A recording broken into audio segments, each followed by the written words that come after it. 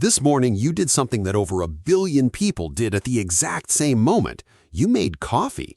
You didn't think about it, you just did it. But the substance in that cup has one of the strangest origin stories on the planet, one that involves a goat herder, a banned religious drug, a global smuggling operation, and a chemical your brain now depends on to function. The real story of coffee is far stranger than you think. It starts in the highlands of Ethiopia, sometime around the 9th century. A goat herder named Kaldi, or so the legend goes, noticed his goats were behaving oddly after eating red berries from a particular tree. They weren't sleeping. They were restless, energized, almost frantic. Kaldi brought the berries to a nearby monastery. The monks boiled them into a drink. They stayed awake through long night prayers. Word spread. But here's what's strange. For centuries, nobody roasted those beans. Nobody brewed what we'd recognize as coffee. The earliest people to use the plant chewed the raw berries or fermented the fruit pulp into a wine-like drink called kishir. The dark liquid in your cup, that came much later. By the 15th century, coffee had moved from Ethiopia into Yemen. The Sufi monks of Yemen were the first to brew it in a form close to what you drink today. They called it kawa. It sharpened the mind. It allowed hours of meditation and prayer without fatigue. It was for them a spiritual tool. And then something remarkable happened. Coffee left the monastery and entered the city. The first coffeehouses, called caffeinated, appeared in Mecca and Constantinople in the early 1500s. These weren't cafes. They were something entirely new. Men gathered there to talk, to argue politics, to play chess, to read. Information moved through coffeehouses the way it moves through social media today. Ideas spread. Dissent was brewed alongside the drink itself. That made rulers nervous. In 1511, the governor of Mecca, Khair Beg, banned coffee. He believed the coffeehouses were breeding grounds for sedition. Coffee drinkers, he argued, were conspiring against him. He ordered the beans burned.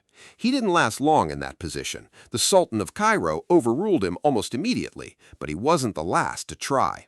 Over the next 2 centuries, coffee was banned in Ottoman Turkey, in parts of Europe, and most famously by King Charles II of England in 1675, who tried to shut down all coffee houses, convinced they were hotbeds of political rebellion.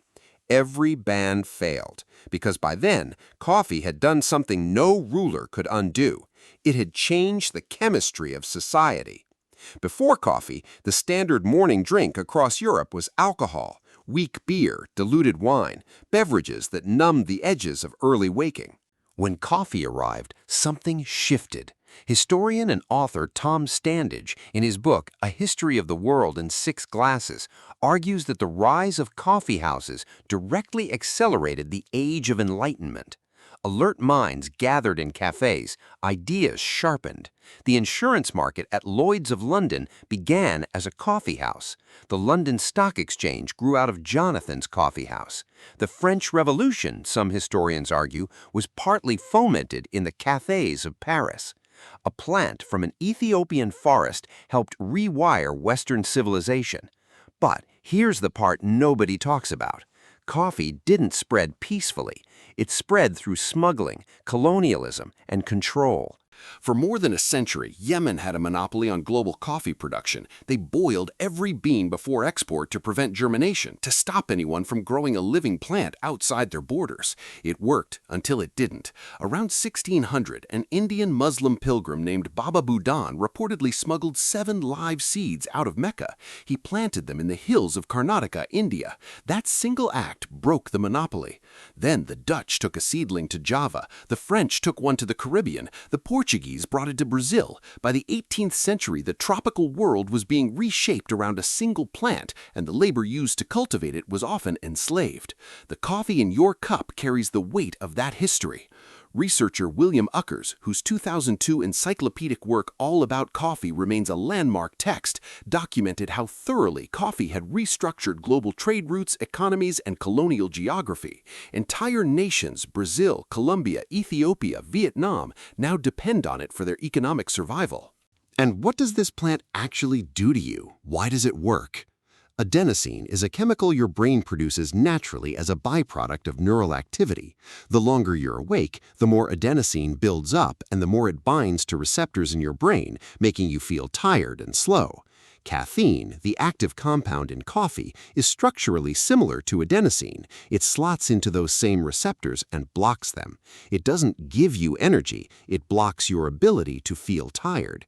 Neuroscientist Matthew Walker, author of Why We Sleep, describes caffeine as the world's most widely consumed psychoactive drug, not metaphorically, literally. It alters brain chemistry in every person who drinks it, and most of those people consume it daily in doses large enough to produce withdrawal symptoms, headaches, irritability, fatigue when they stop.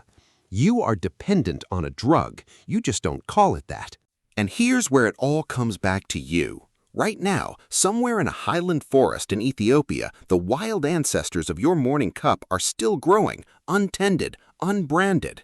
The same species Kaldi's goats stumbled into over 1,000 years ago. The same berries Sufi monks brewed into night prayer fuel. The same plant that was smuggled, colonized, banned, and eventually piped into every office, every airport, every corner of the world. This morning, you did something over 1 billion people did at the exact same moment. You didn't think about it. You just reached for a fruit from a forest in Ethiopia and let it do what it's been doing to human minds for over 1,000 years.